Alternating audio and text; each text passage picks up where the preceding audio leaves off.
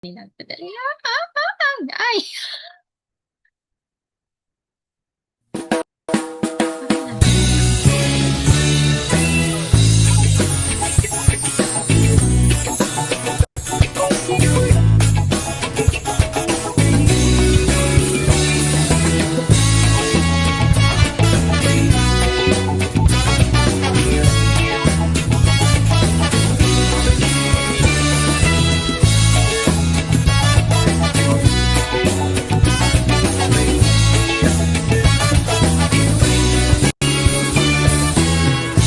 Dadalhin kita sa aking mga pangarap, san man umabot tayo. Bati ko rin ang mga tagapagpakinig ng programang Buhay OFW ngayon sa DWDD 1134 Armed Forces Radio. Mabuhay kayo mga OFW, mga bayani ng Pilipinas. Okay! Magandang buhay, Luzon, Visayas, Mindanao. Narito naman po tayo sa programang Buhay OFW ngayon, puso, kapalaran, at pagkakaperahan. Okay, at syempre po sa lahat po ng ating mga tagapakinig, followers and viewers, sa apat na sulok ng mundo, kami po ay napapakinggan at napapanood sa DWWD Armed Forces Radio, ang boses ng Kawal Pilipino. Hello po sa ating mga bossing, hello po sa ating mga technical side, salamat po sa inyong suporta. Okay, at syempre ngayon po, ang ating topic ay napakaganda, pakinggan po ninyo, panuurin, dahil sabi nga bagong taon at may bagong buhay. Malaman natin sa ating partner, pakilala natin si Miss G, Coach Jeline Valenzuela, Miss Money Magnet. Hi! Luzon, Visayas, Mindanao. Nagbabalik po tayo ulit. Dahil marami nang nangungulit sa atin para sa bagong taon. Anyway, Merry Christmas everyone. So, kumusta ang buhay sa Dubai, Tita Terry? Yes, malalaman natin ulit dahil tayo po ay papunta doon. Okay. Yes, ang ating So, segment about bagong taon, New Year, ano? Marami tayong matututunan Opo. kay Miss Money Magnet, Miss G, Coach G, Opo. dami niyang pangalan kasi life coach international. Yan.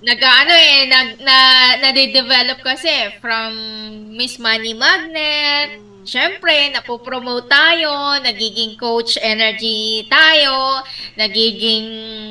nagmamasteral na tayo. So, marami nang katawagan sa atin. Tinatawag tayong Miss G, Coach G, Miss Jeline, Miss M. Upgrade. Di ba? So, ang dami ng upgrade ng pangalan natin. Anyway, my name is, yung real name ko, pagdating naman sa pagiging bai ko is Bai Mahumanoy. Yun. So, Bai Mahumanoy, that's another name. Alright, let's proceed to 2026 New Year celebration. So, madalas po tayong excited sa ano yung lucky color? Ano yung lucky color of the year? Yung panto na sinasabi nila na dancing clouds na na color. Para po sa kaalaman ng lahat, ang kulay na yun ay, yun po yung magiging fashion color of the year. So, hindi po siya lucky color, ha? Para sa pagkaunawa ng iba, para maintindihan po natin. May iba't ibang lucky color. Iba kasi yung lucky color na tinatawag based from the feng shui of the year, and iba po yung fashion color of the year na, kumbaga, ito yung mas maganda yung aura mo kapag sa fashion na yun yung ginamit mong kulay. So, yun po yung dancing cloud. Pero, ang mga colors po talaga na pwede nating gamitin for 2026. Actually, sa akin po in my own opinion, as a feng shui master, as a coach of energy, and ginagawa na natin to for how many years, mas maganda po kasi kung ang ginagamit talaga natin na color is based from our life path. Hindi yun sa dahil lang year of the horse, year of animal year. Hindi po. Mas maganda siguro kung priority natin yung mga color natin nung life path. Kumbaga, nung ipinanganak tayo, ano ba talaga yung pinaka-lucky color natin? Kasi yun po talaga yung naka-attach sa atin. Kahit anong taon, kahit anong animal year, hindi ka magkakamali doon. But then because we believe na ang color ay mas maswerte, okay, magbibigay tayo. So, yung mga color na tinatawag for the year lucky color, ito yung vermilion red or Wow. cinnabar.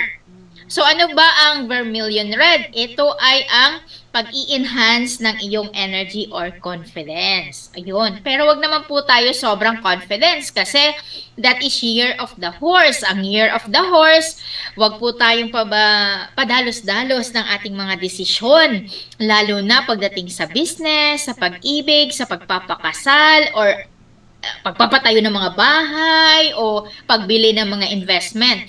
For 2026, maganda po ang taon ng wealth and prosperity. So yun, makakabawi-bawi po tayo for this year. Pero ang ingatan po natin ay wag po tayong maging rough. Or pag nag-decision po tayo, isipin po natin ang mabuti. So, isipin natin ng million times bago tayo magdesisyon. Lalo na sa mga investment. Lalo na yung mga million-million na investment. So, maging maingat po tayo. Next is yung emerald. So, emerald, eto, yung ganitong kulay. Yan, ganitong kulay. Yan po yung emerald. So, eto naman ay nagsisimbolo ng growth and prosperity and balancing. Kasi nga, ang horse is, eto yung fire horse eh. So, medyo mabigat to, mainit. So, kailangan natin ng pang-balance. Kumbaga, nagsisimbolize ito ng nature or wood. So, ang next ay ang gold or gold metallic. So, ang mga gold metallic, katulad po nito, eto, mga ganito, gold metallic. So, yan, pwede po, or mga metals na mga ganito. If you are year of the metal, it's good also. So, there are some elements na pwede nating gamitin at hindi gamitin. So, gold metallic is also the power to authorize success. Yun, maganda yan. Gold. Gold na t-shirt para sa gabi. And, of course, yung tinatawag na tail or blue-green. Yung kulay na ito yung tinatawag na renewal of energy. Okay? So, ano ba yung renewal of energy? Ang renewal of energy, ito yung, halimbawa, punong-puno tayo ng mga kamalasan ng buong 2025. So, parang walang pumapasok sa atin na swerte, yung marami tayong mga demand sa buhay, pero hindi natutupad, hindi nangyayari, hindi tayo nababalikan ng mga nawala sa atin. So, ito yung pinakamagandang color na isuot natin for yung paghihiwalay ng taon. Kasi parang nagre-renew ka na. So, kinakalimutan mo na yung past. Pero, may advice ako dyan later. So, and yung susunod natin is yung white. So, of course, white, clarity, peace, di ba? Lalo na ngayon sa problema ng Pilipinas, sa mga flood control, sa maraming namamatay, na mga issue, na mga kurap, at kung ano-ano pa. So, actually, para sa kapayapaan ng bansang Pilipinas, actually, I suggest talaga for New Year, to be honest, the best thing to wear is, I think, yung red and yung white. Red and white. Kasi balancing siya talaga. So siguro sa mga accessories nyo, pwede kayong ganyan, magsuot ng mga emerald, cinnabar, yung mga metal gold, yan. Pwede tayo niyan sa Yan mga yung accessories. pagsalubong sa New Year. Pagsalubong. Yes, pagsalubong po talaga to sa New Year, sa 12 midnight. Eto. Pero I have another suggestion. Ito ay mga sekreto. Ito ay mga sekreto. Kung paano po talaga tayo swertehin at maging balance yung harmony sa loob ng pamamahay natin. Yung maghirap-hirap man tayo, pero laging may dumarating. Yung hindi mo na kailangang hintayin talaga. Kasi ako, dinanas ko to yung naging tamad ako, lalo na pag nanganganak ka na, nagbuntis ka na. You're not interested anymore to do such things kasi parang nagpo-postpartum ka na, nagiging stress ka na. Pero, ang dapat po talaga nating gawin, sa totoo lang, to be honest, is maglinis ng bahay. Mm. Kailangan maglinis tayo ng bahay, maglagay ng mga halaman sa loob ng bahay para ma-absorb ang mga negativity. And then, eto may isa pang sikreto. Kung gusto mo makatiwalag at lumayo talaga doon sa sobrang kamalasan mo, pwede kang magputol ng kakaunting buhok mo. Konting buhok. Okay? Ito, maniwala man po tayo o sa hindi, pero ito kasi ay based from a real experience at hanggang ngayon ay ginagawa ito ng marami. So, magpuputol ka ng buhok bago maghiwalay ang taon, isusunog mo po yun. At sasabihin mo, kinakalimutan ko na umalis ang lahat ng kamalasan at papasok ang bagong taon ng kasaganahan at kapayapaan. So, kumbaga, maayos na pamumuhay, yung mga ganun po, very positive. Yun lang po, very simple. Another thing is, kung meron po kayong puting t-shirt na nakinaiinisan nyo, yung damit na ayaw nyo, yung marami kayong kamalasan doon, sunugin nyo po yun. Sobrang ganda nun. Sobrang ganda ng effect. Ito naman po ay based sa mga experience. But of course, another thing, pinaka-importante, yung i-empty po natin yung mga closet natin. Hindi ko naman po sinabi na itapon nyo lahat ng mga damit nyo. Pero yung mga hindi na nagagamit na mga bagay, ilabas nyo na. Yung mga kahit mga old clothes na mga baby nyo, ilabas nyo na po yun. Yung mga memories ng mga ex nyo, yung mga jewelry na ibinigay sa inyo, mga wedding ring, mga kung ano-ano na yan, i-dispose nyo na po yan. Kasi sabihin, kung walang harmony ang relationship sa loob ng bahay, may mga natitira pa kayong bagay mula sa inyong past na inyong pinapahalagahan at ayaw nyong pakawalan. So this time, 2026, kung gusto mo maging masagana at maayos ang iyong buhay, pakawalan mo na. Utang na loob. Okay? So, yung sumunod, ang kadalasan sa mga Pilipino, nababaliw talaga tayo sa 12 fruits, 13 fruits, 100 fruits, 1,000 fruits. Okay, sabi nga ni Titi ay 500 na lang, kasya na sa ating Noche Buena. So, parang hindi naman po talaga kaya kasi isang kainan pa lang 500, kulang na, okay? So, this is a celebration, Noche Buena. Kumbaga, ito yung night New Year, we need to be really masagana. So, ngayon, hindi na po natin kailangan talaga ang 12 fruits kasi ilang taong ka na nagsiselebrate na may 12 fruits, hindi ka pa naman nag-yumayaman. So ngayon, okay na yung may 5 elements symbol. Ang 5 elements kasi hindi talaga nawawala yan buong taon. Tubig, hangin, earth, wood, 'di ba? Metal, andyan po talaga yan. So what you need to do is choose fruits na pwedeng mag-symbolize ng 5 elements. So, nandyan na halimbawa, yung oranges. Ang oranges, actually, ang pinaka-basic na pinaka-importante na pwede nating i-offer talaga. Oranges, tangerine, and pineapple. Yun. Pineapple. Yun lang. Okay. Yes. Kasi, ang pineapple is a strong symbol of wealth and opportunity. Ang tangerine or yung oranges, it's a good fortune of wealth. Yung apple naman, it's a peace, harmony, and protection, safety. Very basic. Yun lang naman ang kailangan talaga natin eh. And of course, that is part of our spiritual. Based kasi sa paniniwala, eto yung mga prutas lang na inaalay to God and sa mga deities and sa mga souls. So, eto yung super powerful. So, yun po. Hindi ko po binibreak ang paniniwala natin at tradition, culture. Pero sa panahon po kasi ngayon, maging practical tayo sa buhay. Hindi natin kailangan ng mangutang para maging bongga yung ating taon. Nangutang nga tayo, bongga yung New Year natin. Ano nangyari? Buong taon magbabayad tayo ng utang. Okay? So, para maiwasan po natin yon, let's use the basic and practical application on how to celebrate our New Year.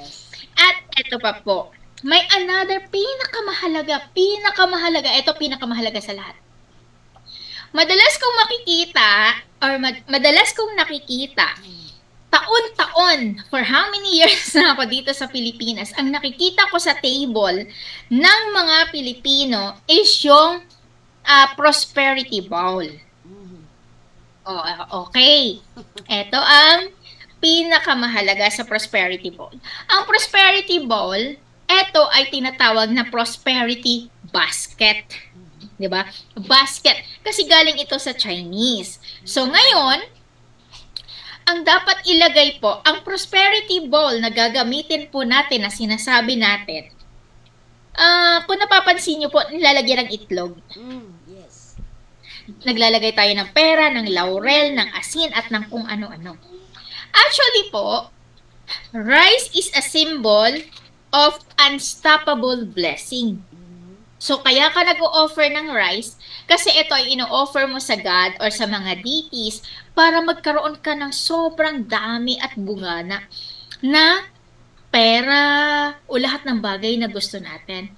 Pero bakit pinapatungan natin ng kung ano-ano yung rice? Yes. Actually, ang prosperity bowl, it's only a rice na kailangan po yan, hindi po yan nilalagay sa lamesa, sa hapag. Iyan po ay nilalagay sa altar. Okay. So, yan po ha. Lesson po natin ha. Okay. Yan po ay para sa altar. Kasi yan po ay offer kay God. Kasi once na si God ay ma-please, kasi ang symbol of prosperity to God is rice. Okay? So, hindi kailangan So, ngayon, lagyan ng kung ano-ano sa ibabaw. Hindi kailangan. Plain rice. hindi. Okay. Plain rice lang. Ngayon, kung gusto mo ng tinatawag na prosperity basket, ang ilalagay mo naman sa prosperity basket ay coins, okay? Symbol of money.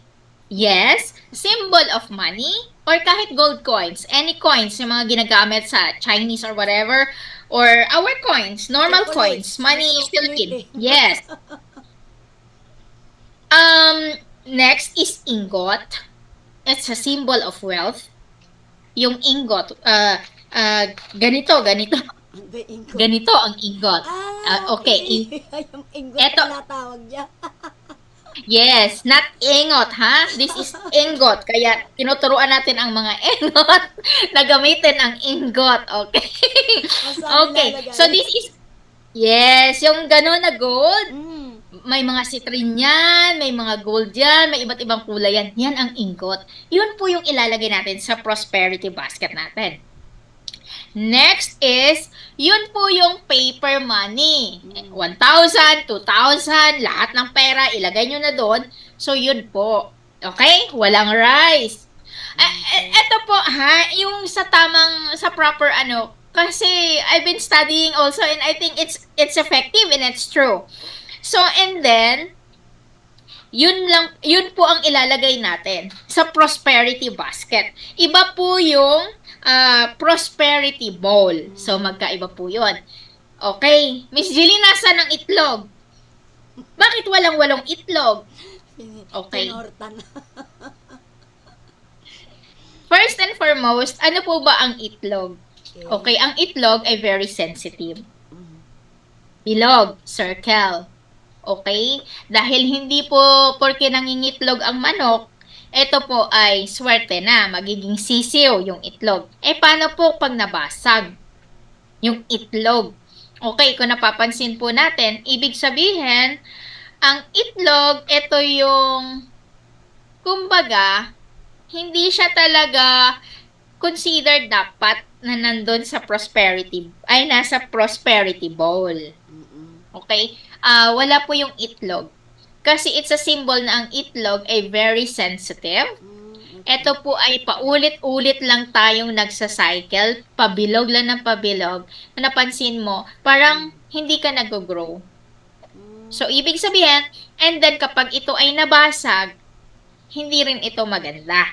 So, maging maingat po tayo sa ating mga nilalagay sa ating hapagkainan. So, kung sa hapagkainan naman po natin, yung prosperity basket po, ito po yung pwede nating ilagay to doon sa area kung saan marami kayong mga regalo. Yan. Actually, it's good to open a gift also in New Year's Eve. Yon, isa yan sa pinakamaganda. Kasi kumbaga, nagre-receive po tayo. So, sa symbol, wag po kayo magbubukas ngayon. Yung mga regalo po na natanggap nyo, huwag nyo pong buksan ngayong Pasko. Okay. Buksan niyo po yan sa bagong Sa taon. New Yun, Year isa sa pala. pinakamaganda. Yes, isa sa pinakamagandang blessing yan. Yung, kasi pag nagbubukas tayo ng regalo, di ba ang saya-saya natin, sobrang happy tayo na nakareceive. Ay, ang ganda, lalo na pag gusto-gusto natin yung regalo. Ayun, magdadagdag yun ng positive energy sa atin. So, ibig sabihin, tumatawid tayo sa 2026 na masaya. Ayun. Pangalawa, pwede tayo magbukas ng alkansya. Mm. Oh, pag may mga alkansya po kayo, pwede niyo yan buksan sa 2026 New Year's Eve. Yon. Isa sa pinakamagagandang ano yan, mga tips na pwede nating ibigay sa ating mga manonood at tagapakinig, Tita Terry. So, Yes, yon. Miss Jeline, Kung may- may tanong lang ako. Kasi yung mga Pilipino nakasanayan ng mag-exchange gift yung December 24, Christmas Mhm. Eve. Doon nag-i-exchange Yes. gift eh. So, mas Mm-mm. okay pala Actually, na New Year. sinasabi ko po, mas maganda mag-open ng regalo sa New Year. New Year. Ang exchange gift ng Pasko, eto po, to be honest po, ang Pasko po kasi is ganito. Hindi po ba ito ay kapanganakan ni Jesus Christ na sinicelebrate?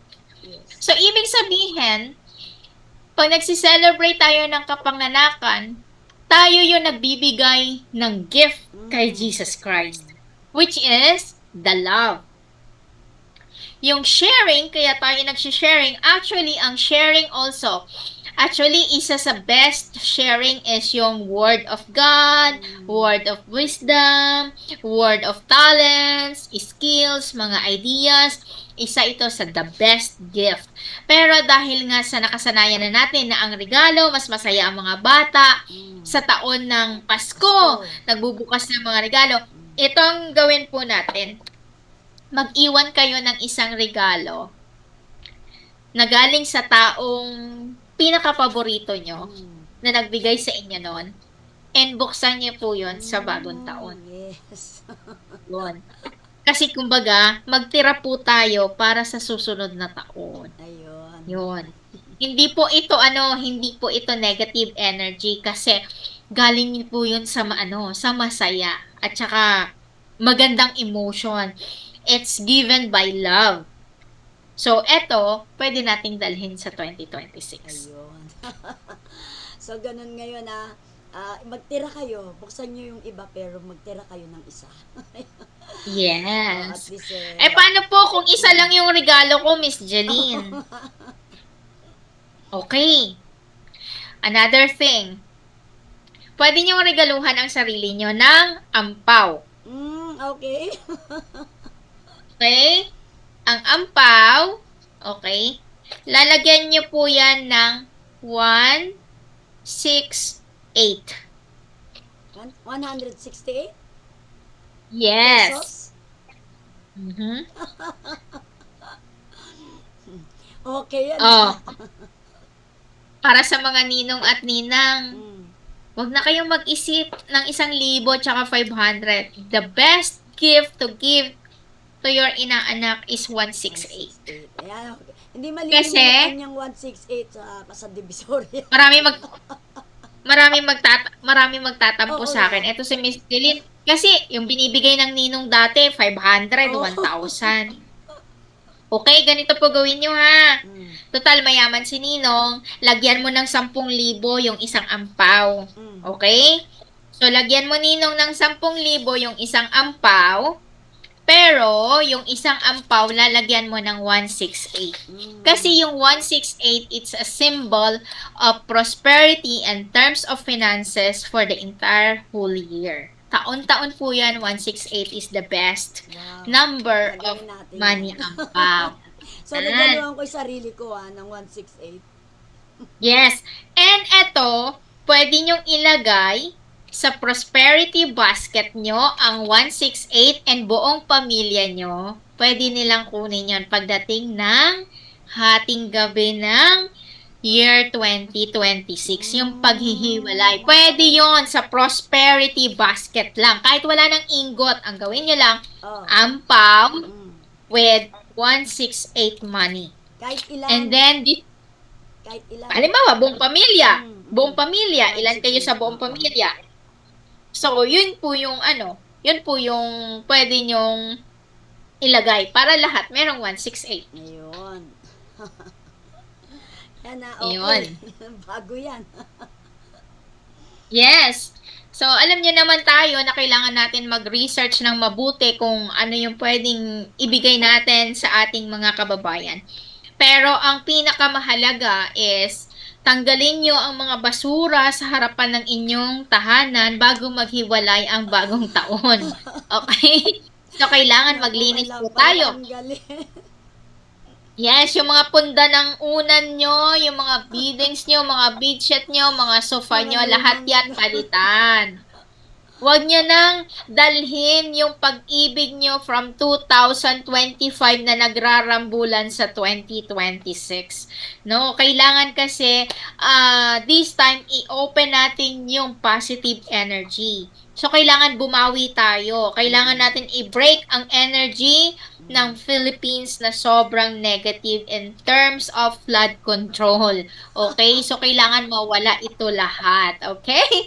So, yan. At naway sana magkaisa ang lahat ng ating mga leader sa bansang Pilipinas. No? Iwasan na nila ang away-away kasi bansang Pilipinas ang nagsasuffer, mamamayang Pilipino ang naghihikahos. So, sana magkaroon tayo ng manibagong taon ngayong 2026.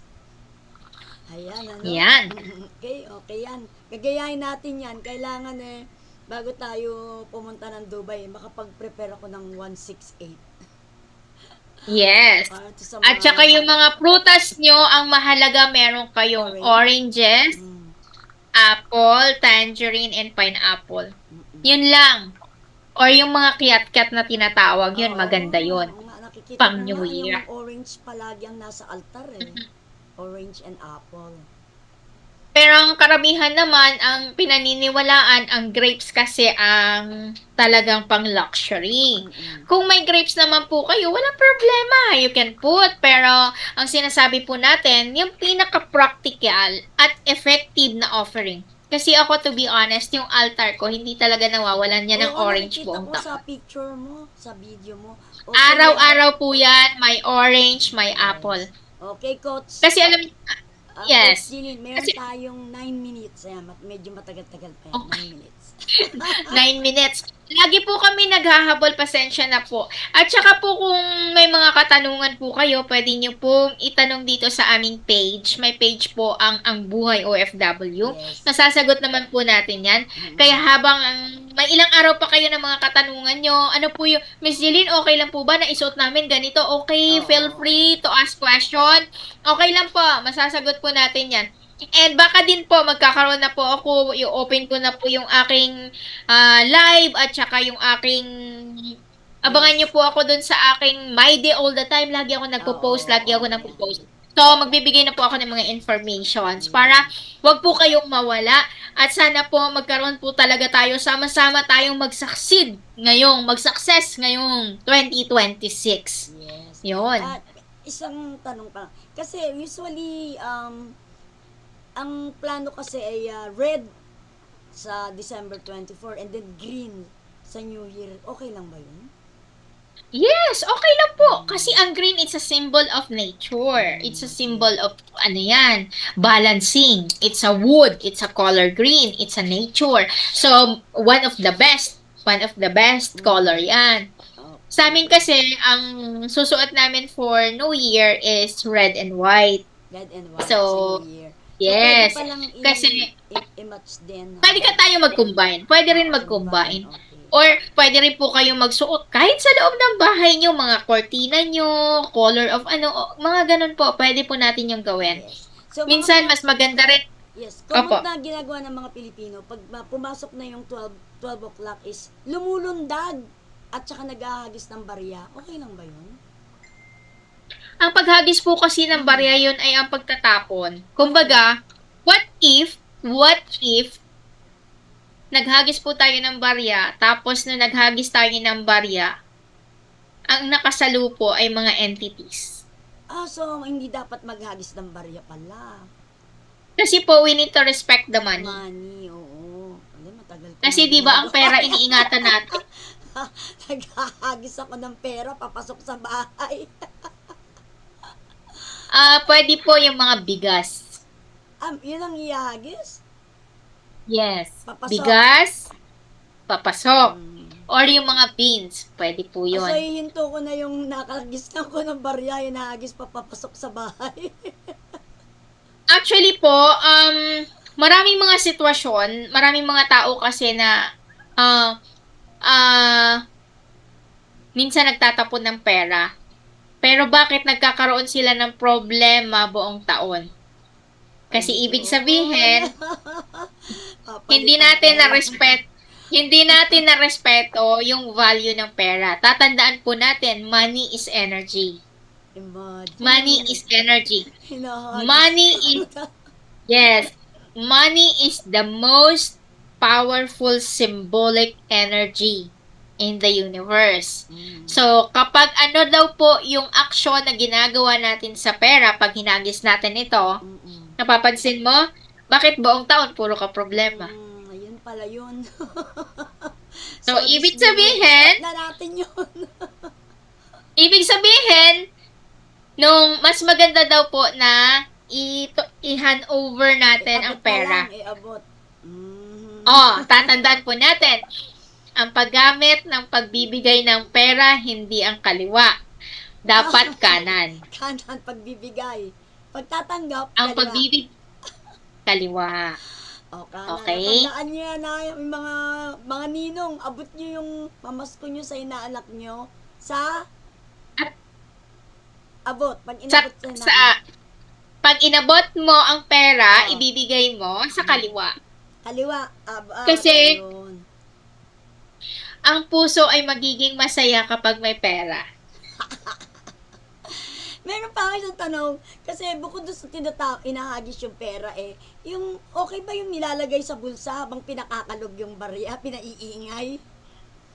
Yes, possible. Ayun. Kasi ibig sabihin, you are calling the magnetic energy of the money. Ayun. Pero, sarili mo. Kumbaga, hawak mo. Hawak mo, So, ibig ginagalit ka sabihin, yes, yung mga bulsa natin, ibig sabihin, nag-a-attract ka sa sarili mo. Kasi yon ay nakadikit sa'yo. So, ibig sabihin, para sa'yo. Pero kung ito ay itatapon mo, ibig sabihin, binabawasan mo ang parte ng income mo para sa mga bagay na hindi nakikita. Kahit na binibigay mo ito, hinahagis mo ito sa mga literal na tao. Ayun. Kasi ibig sabihin, habang nag-aagaw, marami ring mga souls and spirits na nakikiagaw. Ayun. Linawin lang natin, kasi nga, nabanggit ni Coach Jeline, sa hirap ng buhay, wag nyo nang gawin yung 12 fruits. Ako kasi ganyan din tapos pagtas mabubulok lang dahil ang dami. So, yung naging suggestion ni Coach, orange, right? Yes. Orange na lang, at saka apple. Apple, pineapple. Ayun. Very basic. Yun. Kung hindi pa rin gusto ng masagana, pwede nyong hanapin yung magsisimbol ng 5 element na color. Okay. So, green, yellow, red, white or brown. So, yon, blue, yon. Anyway, symbol of water is also black. Yun. So, pwede yun yung grapes, pwede yon. It's a symbol of water, yon. Yes. So, kasi ang mga prutas, katulad, 'di ba? Katulad niyan, ang pomelo, pwede rin nating ilagay yan kasi that is a symbol of family unity. So, kung watak-watak kayo sa pamilya, gumamit po kayo ng pomelo na pang-offer Yes. to unite your entire family. Okay, ayan, meron lang tayong 2 minutes para magpaalam si Miss Coach Jeline. Yes. Nasanay ng Miss Money Magnet. Nasanay talaga ako eh. Hey, Coach na. Well, lahat sana tayo mag-magnet, maging Mr. and Miss Money Magnet for 2026. Yan lang naman ang wish natin para sa lahat. Yes. And muli po, Yes. Muli po, maraming salamat. Maniwala man po tayo o hindi sa aming mga sinasabi. Hindi po namin sinasabi na inyong paniwalaan at inyong gawin. Ito po ay binibigay lamang namin dahil based sa aming experience at ito rin ay ating mga napag-aralan. Muli po, maraming salamat Luzon, Visayas, Mindanao. And maraming salamat po sa lahat ng nanonood po sa amin. Sobrang grateful. Thank you, Joby International Company Agency and CCB, Ma'am Christia Bonifacio Lin. Thank you so much, Mami Froline. And sa lahat po ng mga taga-Cambodia, hello, Sri Lanka, and sa lahat ng family ko dyan sa Malaysia, Merry Christmas, I missed you all and I love you. And sa lahat ng family ko sa Masbate, Merry Palakpakan Christmas. natin si Miss Jeline. Na-miss siya ng ating mga followers and viewers. Pero next year, siguro magiging madalas natin siya makakasama. Okay? Yes, magtutuloy-tuloy na ako, no worry. Yes. Pasamantala na po kami magpapaalam. Enjoy nyo lang po ang holiday season. Ano man ang inyong reliyon, pare-pareho po tayo na mag-enjoy stress-free life tayo. Ito po si Terry Alpha para sa programa Miss Jeline. Buhay OFW ngayon. At puso, Sensya, teknolohiya at iba pa. Siyempre kasama ang puso, swerte at kaperahan. Goodbye po! Yes. Maraming salamat. Thank you. Happy New Year! Thank you sa Double D. Thank you sa inyo